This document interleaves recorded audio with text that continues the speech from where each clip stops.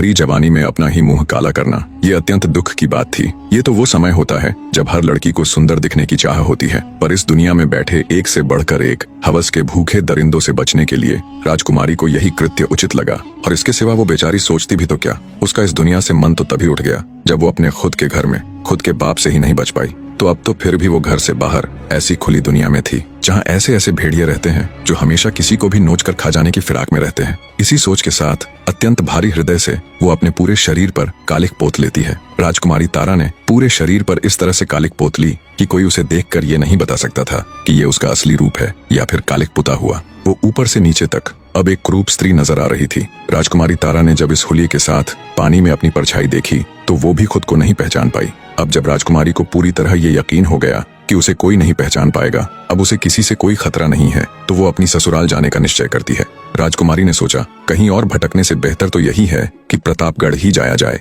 कम से कम वहाँ अपने पति को तो रोज देख लिया करेगी। अब उनके सिवा इस दुनिया में उसका है ही कौन। हाँ, ये अच्छा विचार है। इससे मैं उनके पास भी रह लूंगी और अपने परिवार की सेवा भी कर लूंगी और किसी को कुछ पता भी नहीं चलेगा कि मैं कौन हूँ, और न ही मुझे किसी को यह घिनौना सच बताने की जरूरत पड़ेगी। इन्हीं विचारों के साथ राजकुमारी तेजी से अपनी ससुराल यानी प्रतापगढ़ की ओर बढ़ रही थी। तभी उसे रास्ते में एक गाड़ीवान दिखाई दिया। राजकुमारी तारावती कुछ धन के बदले उसकी गाड़ी में बैठ गई। शाम होते होते राजकुमारी तारावती प्रतापगढ़ पहुंच जाती है। जब वो महल के मुख्य द्वार पर जाती है तो पहरेदार उसे रोक लेते हैं। काली कलूटी बदसूरत स्त्री को देख बोहें चढ़ाते हुए पहरेदार बोले, कौन हो तुम और अंदर कहाँ चली जा रही हो? पहरेदारों की बात सुन राजकुमारी तारा ने विनती की कि वो एक दुखियारी स्त्री है जो दर दर भटकते हुए बहुत दूर से सिर्फ राजा साहब से मिलने आई है। उसकी हालत देख उसे एक भिखारिन समझ महल के पहरे पर खड़े पहरेदार उसे धमकाकर वहां से भगा देते हैं। राजकुमारी तारा का दिल दहाड़े मार मार कर रो रहा था। कितनी ही मुश्किल से, कितनी ही उम्मीदों के साथ वो यहाँ आई थी। राजकुमारी तारा इतनी दुखी थी कि वो किसी कुएं में कूदकर अपने प्राण त्यागने की सोच रही थी।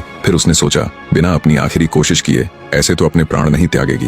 वो प्रतापगढ़ की एक सराय में रुक गई। उसने निश्चय किया कि कल सुबह फिर से अपने ससुर यानी राजा महाराज से मिलने की कोशिश करेगी। जैसे ही सुबह होती है राजकुमारी तारा फिर से राजा महाराज से मिलने का प्रयत्न करती है, पर कल शाम की ही तरह पहरेदार उसे वहां से भगा देते हैं। अंततः राजकुमारी ने निर्णय किया कि वो महल के बाहर ही राजा की प्रतीक्षा करेगी। महलों में राज करने वाली राजकुमारी किसी भिखारिन की तरह सुबह से लेकर शाम तक राजमहल के मुख्य द्वार पर राजा के इंतजार में बैठी रहती कि कब राजा बाहर आए और कब वो उससे अपने मन की बात कहे। इसी तरह बेचारी राजकुमारी के 3 दिन गुजर जाते हैं। वो सुबह आकर राजमहल के द्वार पर बैठती, पूरा दिन राजा की एक झलक का इंतजार करती और शाम को थक हार कर उदास मन से वापस सराय लौट जाती। पर उसने हिम्मत नहीं हारी। आज उसका चौथा दिन था जब वो बेचारी उदास मन से राजमहल के द्वार पर बैठी हुई थी। तभी राजमहल का मुख्य द्वार खुलता है और घोड़े पर सवार राजा धर्मपाल राजमहल के बाहर आते हैं। राजा को देखते ही फुर्ती के साथ राजकुमारी तारा उनके घोड़े के आगे खड़ी हो जाती है और कहती है, हे राजा महाराज, बहुत दिनों से मैं आपका इंतजार कर रही हूँ, मुझे आपसे कुछ बात करनी है। एकदम से घोड़े के सामने आई युवती को देख राजा थोड़े से असहज हो जाते हैं और कहते हैं कि कौन हो तुम? राजकुमारी तारा कुछ कहती, इससे पहले ही द्वार पर खड़े पहरेदार बोले, महाराज, ये कोई पागल लड़की है जो पिछले कुछ दिनों से आपसे मिलने की जिद कर रही है। हमने इसको बहुत बार भगाया भी, लेकिन फिर भी ये हर रोज यहाँ आ जाती है। तभी राजकुमारी तारा बोली, माफ करे महाराज, मैं कोई पागल नहीं हूँ, मैं तो एक दुखियारी स्त्री हूँ जो बड़ी उम्मीद लेकर आपसे मिलने आई हूँ। राजकुमारी की बात सुन राजा बोला, सुनो लड़की, अभी तो मैं किसी जरूरी कार्य से बाहर जा रहा हूँ, तुम कल इसी समय राज दरबार में आ जाना, कल तुम्हें अंदर आने से कोई नहीं रोकेगा। इतना कह राजा धर्मपाल वहां से चले जाते हैं। राजा से आश्वासन मिलने पर राजकुमारी वापस सराय चली जाती है। अगले दिन राजा के कहे अनुसार जब राजकुमारी तारा उनसे मिलने के लिए आती है तो पहरेदार बिना किसी रोक टोक के उसे अंदर जाने देते हैं। महल के अंदर आते ही राजकुमारी तारा की नजरें हर जगह राजकुमार अभिमन्यु को ढूंढ रही थी, पर वो उसे कहीं भी दिखाई नहीं देता। राजकुमारी राजसभा में चली जाती है। जब वो राजसभा में आती है तो एक काली कलूटी बदसूरत सी महिला को देख राजसभा के सभी सदस्य बड़ी अजीब नजरों से उसे घूर रहे थे। राजकुमारी तारा राजा धर्मपाल के समक्ष जा उन्हें हाथ जोड़कर प्रणाम करती है। तारा को देख राजा धर्मपाल बोले, अरे तुम तो वही लड़की हो ना जो कल महल के द्वार पर मेरे घोड़े के सामने खड़ी हो गई थी, कहो तुम मुझसे किस लिए मिलना चाहती थी? राजा की बात सुन राजकुमारी तारा बोली, महाराज, मेरा नाम चंदा है, मैं पास के ही राज्य से बड़ी उम्मीद लेकर आपके पास आई हूँ। आपके बारे में बहुत सुना था कि आप बड़े नेक और दयालु हैं। महाराज, मेरे परिवार में कोई नहीं है, एक माँ थी, वो भी मुझे छोड़कर चली गई, अब मेरा कोई नहीं है, आप मुझे कोई भी काम देकर नौकरी पर रख लीजिए। तारा की बात सुन राजा धर्मपाल ने एक बार उसे गौर से देखा और बोला, मेरे पास नौकरों की कोई कमी थोड़े ही न है जो मैं किसी दूसरे राज्य की बदसूरत सी दिखने वाली लड़की को अपने राजमहल में नौकरी पर रखूंगा। राजा के मुख से ये बात सुन राजकुमारी तारा बहुत निराश हो जाती है। आगे राजा बोला, अगर ये बात तुम मुझे कल द्वार पर ही बता देती तो मैं तुम्हें वहीं मना कर देता। खामखा तुमने मेरा और अपना वक्त बर्बाद किया। तब राजकुमारी अपनी आखिरी कोशिश करते हुए कहने लगी, महाराज मुझे आप कुछ भी काम दे दीजिए, बस मेरी 2 शर्तें हैं। राजकुमारी तारा आगे कुछ कहती, उससे पहले ही पूरा राज्य दरबार हंसी ठहाकों से गूंज उठा। बड़ी अजीब लड़की है, राजा इसे नौकरी तक देने को तैयार नहीं है और ये है कि राजा के सामने शर्त रख रही है। बड़ी ही मूर्ख लड़की है। राजकुमारी की शर्त वाली बात सुन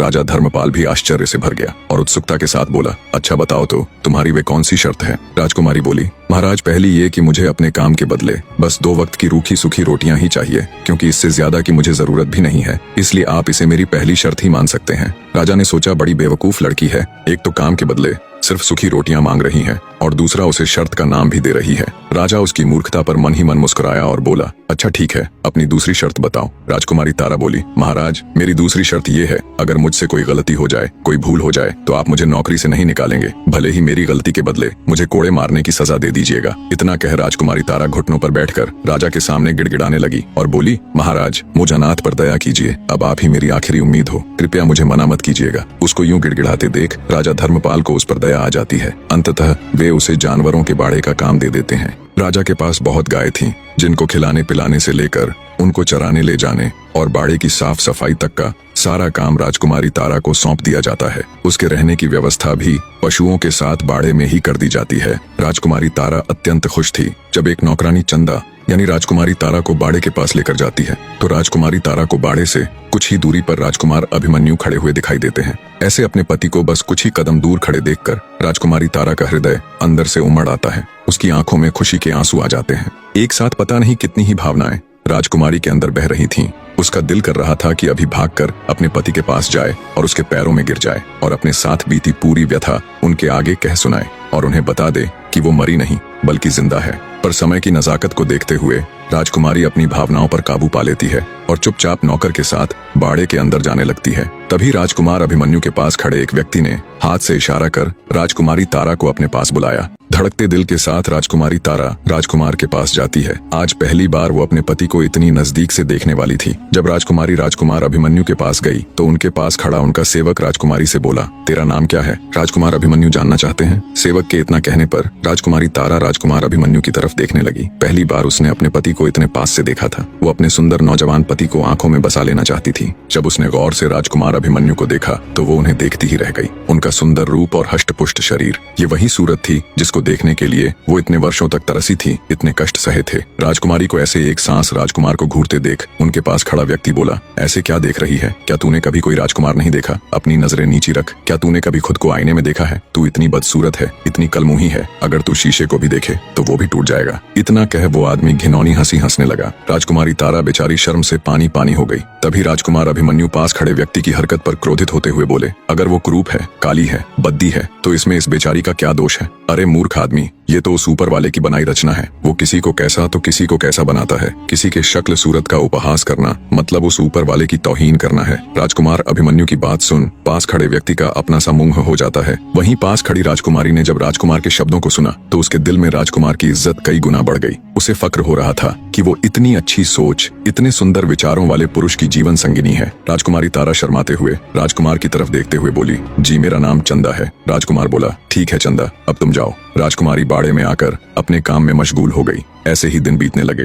राजकुमारी की अच्छी देखरेख की वजह से गायों के दूध में भी वृद्धि होने लगी। सारी गायें अब दिखने में पहले की तुलना में अधिक सुंदर, साफ सुथरी और हष्ट पुष्ट नजर आने लगी। राजकुमारी तारा को जो भी काम सौंपा जाता वो उसे पूरा मन लगाकर करती। धीरे धीरे उससे घृणा करने वाले लोग भी उसका सम्मान करने लगे। राजा अब उसे बाड़े से हटकर अन्य काम भी सौंपने लगे। हर काम को राजकुमारी पूरी लगन के साथ करती। वो हर समय इसी फिराक में रहती कि कब उसे राजकुमार अभिमन्यु के दर्शन हो। जिस दिन राजकुमारी को राजकुमार के दर्शन हो जाते वो दिन उसका बड़ी खुशी के साथ गुजरता।